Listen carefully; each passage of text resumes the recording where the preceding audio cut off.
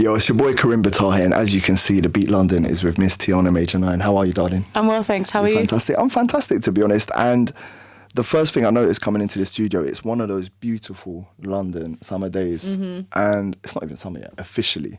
Really? But I wanted to kick this. I think it's still spring until like 20th of June. Oh, okay. 21st of June. That's when it officially flips. But I don't want to be giving out any lessons, which may or may not be correct. So we'll fact check that later. Yeah. But I want to know straight away off the bat, because we're of course going to talk about the music. What does a Tiana Major9 summer look like? Like, what's your ideal stuff to do in hot weather? I mean, for the last couple summers I've been working. I feel like I work every summer, but the last couple summers I've been working. Obviously, it's been COVID and stuff, so I've kind of had to adapt. But I like barbecues. I like being outdoors. Yeah. Going to parks, picnics, seeing family, seeing friends. It has to be outdoor behaviour. It sounds like outdoor behaviour. Yeah, 100%. Outdoor behaviour. The barbecues are the one, I'm not going to lie. Yeah. But then I was getting in debates with people last summer that there's people who do burger and sausage barbecues, and then there's the people who do the chicken and lamb barbecues. I'm definitely on part 2 rather than part 1. Or would you do all 4? No, I don't eat meat. So you don't eat meat? No. What are you going for, the big portobello mushrooms? I kind of. I mean, there's also like vegan options as well, like vegan burgers and like vegan burgers, vegan sausages, a lot of veg and salads and stuff. I need to come to a vegan barbecue, I think, then. Yeah, I mean, I don't have like a fully vegan barbecue. I eat fish too, so there's a lot of there's a lot of fish involved, like grilled salmon and grilled fishes. And I just got back from South America and Central America. I was in Guatemala, and I've been to Colombia as well previously. Okay. Their vibe is like fried fish, then with loads of sides, like salad, chips and that. It's a big vibe. Yeah. But I'm making myself hungry. Let me stop this conversation. Get back to the music. Obviously, in March, you blessed us with 4-track EP, Fool Me Once.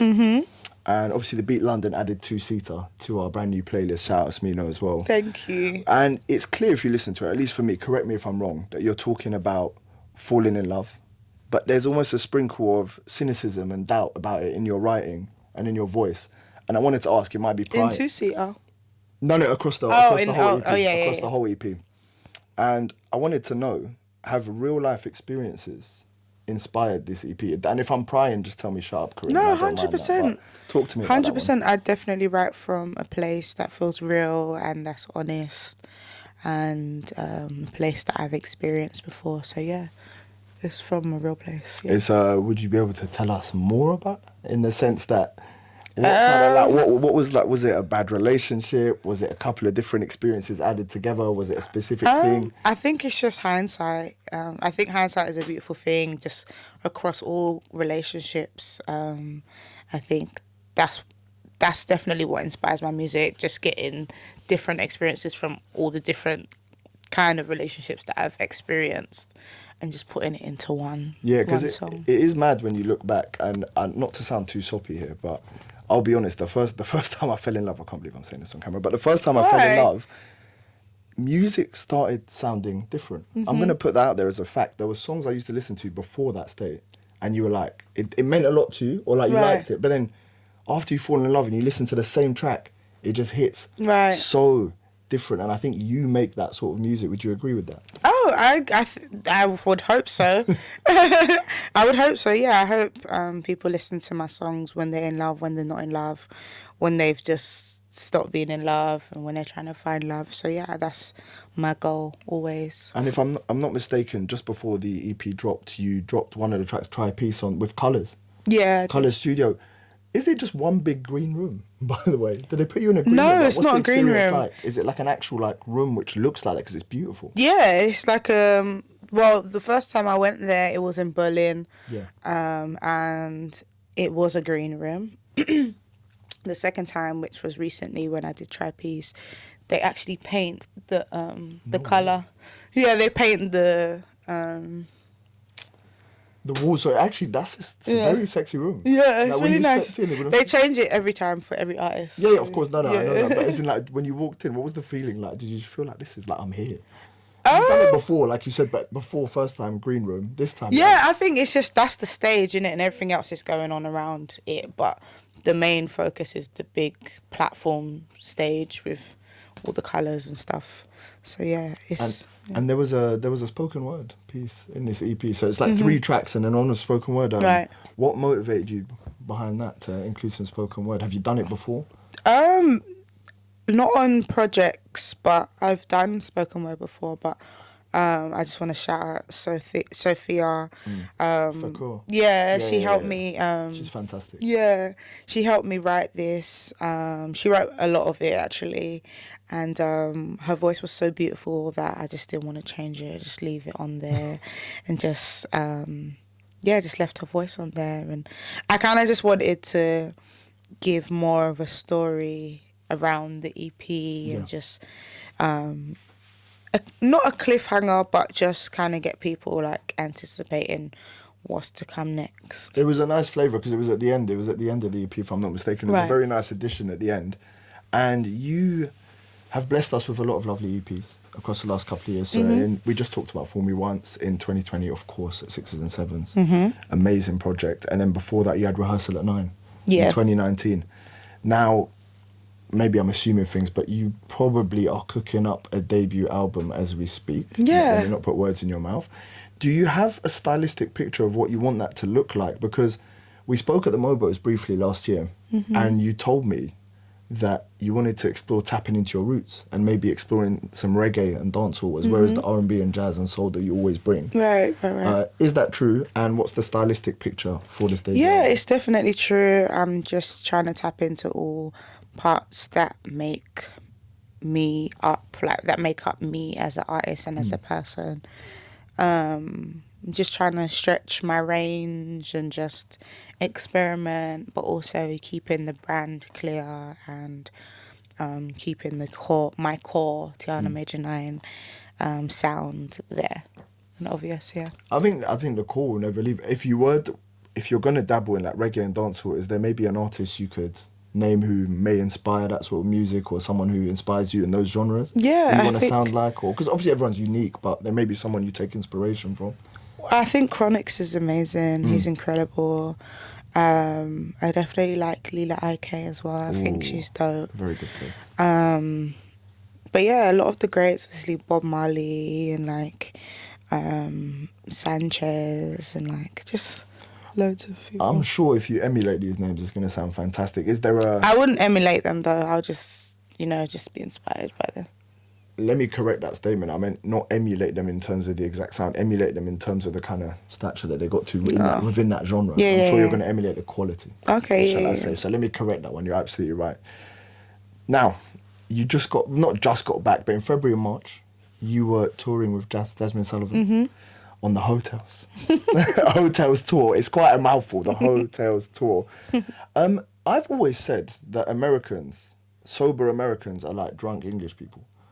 That's what I've always sober Americans are like drunk English people. I feel like the sort of energy that waved English people, waved Londoners give, is what Americans are like sober. Really? That's just a bar I've dropped in the past. Forget that bar, put it to one side for a minute. What did you find that was unique in the US or in Americans across that tour? What did you learn about the place? Have you got any unique stories or funny stuff from the tour? I think the audience in every city was a bit reserved. Obviously they didn't know me, and obviously when Jazmine came on stage they had all the energy, but I think for me, like, they were observing my music. They weren't like not listening to me. They were just taking me in and just trying to catch what I was saying because I have a different accent. And I think it was a lot of that, and a lot of them were like interacting and moving to songs that they knew, which I think in the UK people will go to gigs, and even if they don't know who is performing or whatever, they'll still like dance and move. They're still you know what I mean? Yeah, if it's good music, it's good music. Right, exactly. So I think that was a really big difference for me. Oh, really? Yeah. Okay, and like, so what is the mindset of an artist going in as a support act? Do you think, like, did you approach it in a certain way? Because you gave us a little flavour there of what it's like.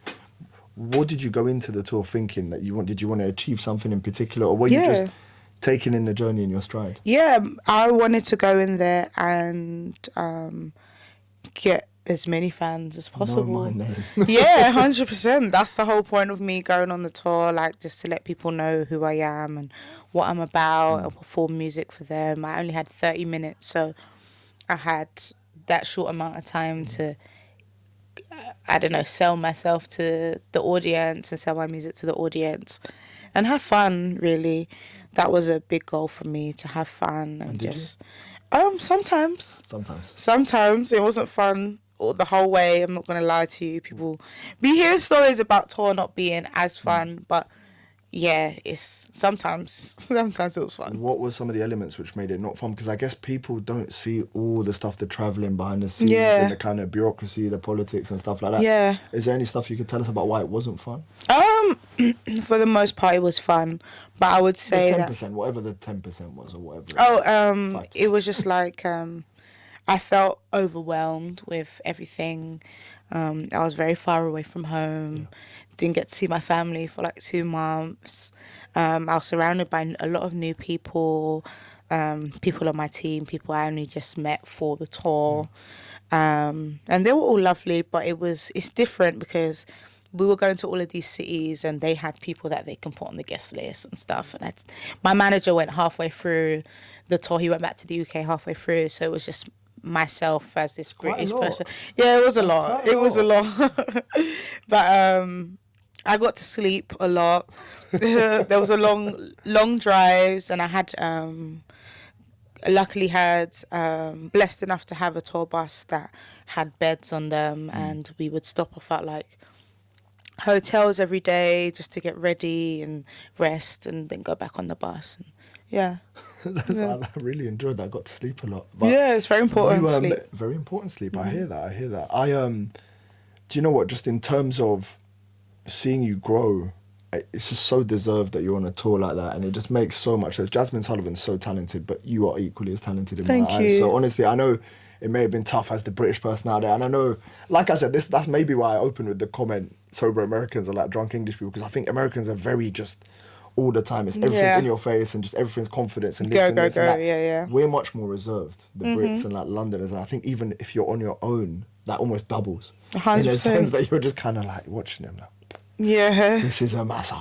Yeah. This is an absolute mazza, but credit to you. Thank you. On that. And speaking of credit, I'm going to rewind you back. I'm sure everyone asks you about this all the time, but we're going to go back to 2020. We're going to go back to a musical institution nomination.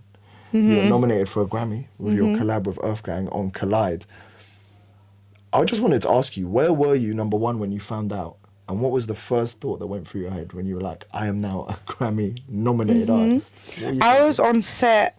I was shooting something with YouTube in Westfield, London, and Shepherd's Bush or Stratford? Shepherd's Bush. Shout out, that's where I'm from. Yeah. Oh, yeah. Okay. West London gang. I know you're from East, but yeah. I want to start the postcode was early right now, but it's okay. Okay. No, I was on set. We just finished, and then someone from my team called me and just said, like, have you seen the news? And by that time, like, I was working, so I wasn't with my phone all day. And then I saw, like, the Twitter, like, everyone on Twitter mentioning me and stuff. And then, it was just, I was screaming and just running around Westfield. It's mad that in this day and age, the way you probably find out is people on social media at you. Yeah, literally. I had no idea. What were some of the messages which stuck out? Do you remember anything you saw? No. Nothing. It was just delirium. Yeah, it was just like everyone was just very proud and saying congratulations and stuff. And I went on the actual Grammy Twitter, like Recording Academy Twitter, just to see if it was real or whatever, and it was real.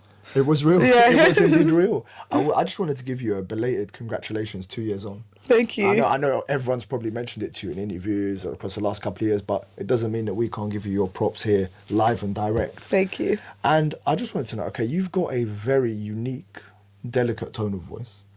Are there any techniques that you use to keep the voice fresh? Like, do you rub like Monster Munch on it from the outside? What? Do you do something mad? Is there something absolutely wild which you do? No, not at all. And do you get scared of something happening to the asset? Heaven forbid. Yeah, when I was on tour, like I had, I lost my voice for like 2 days. But luckily we had I lost my voice for like three days, and then it was like I had a show where my voice was going throughout the show, and then I was like, okay, cool, I need to be on vocal rest. Then we had 2 days in between to travel and just get to the next state. So I was on vocal rest. I was drinking loads of like throat coat teas. I'll get one now. Huh? I'll get one now. Manuka honey. I had like a face steamer, like a throat steamer, and I had this thing that like kind of like sucks all the mucus out of your nose. Delightful. Yeah. That's delightful. You see the throat steamer, is that like back in the day, you know, on the X Factor when it used to get proper dramatic when they'd lose their voice and they'd have like the bowl of like... Oh, no. They'd have the wet towel. No. Not similar to that. No, I didn't have to put my whole face in it. I just had, it's like... Because that used to be dramatic. Obviously Simon Cowell in the background, like, is he going to make it? Yeah. No, I used to Nothing do like that. No, it was like a handheld one that you just hold here. It just goes over your nose and your mouth. Oh, so you have the professional equipment to get Yeah, out. 100%. Come on now, you're a professional singer. Yeah, obviously. 100%. And I had like vitamins and like throat sweets and stuff. Like, but people don't speak about how important it is to have good health on tour, and like to maintain it. And not just your vocals, just your actual like your energy, actual body, power, stuff like that. It's a big thing. I was taking vitamins every day, and like, because I was surrounded by loads of people on this bus and just meeting loads of people. Luckily, no one on our team got sick from COVID or anything. Because it was still in those times where Jazmine's team corona. got sick. They got sick, but we did. no, I'm not saying that. I know. No, health is very important. I hear that. And just to close things out, we've spoken about the music. We're very excited for the debut album. You've given us the EPs. Tiana Major9, the personality, okay? Before all the fame, I'm sure you're still the same person that, but before all the fame, back in like school days, growing up, stuff like that, what person were you in the friendship group? How would your friends describe you? Oh, I wasn't Tiana Major9 then. I was Tiana. Tiana. How would people describe Tiana? Of course, Tiana Major9 is the stage name. Yeah. I don't know. I think I was popular. I think so. Okay. Yeah, you don't have to be ashamed to call yourself cool. No, I don't know if I was popular. You cool. I don't know if I was popular or not. You don't have the stats. Yeah, I don't know. I knew a lot of people. I was very much into like performing arts and like performing and just creative stuff. What else? So you always like, you were the creative one in the group, or did you hang out with a group of creatives per se?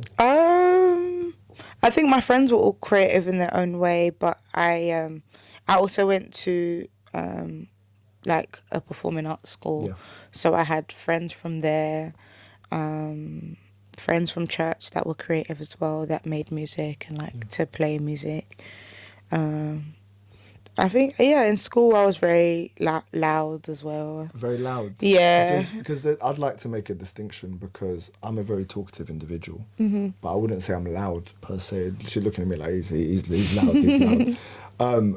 Are you talkative and loud, or just loud? That when you get in, you're loud and you pop out? Or are you talkative and loud? I don't know. I think in school I was a bit of both. Wouldn't have expected that, you know. Just the way when you just come on the smooth tracks. Ooh, yeah. I wouldn't expect that at all. But we can leave it there. I'm sure we'll be finding out more in the debut album project as well. I'm very excited to hear that, and thank you so much for sitting down with the Beat London. Honestly, it's been a pleasure. Tiana Major9, legend in the game. Thank you.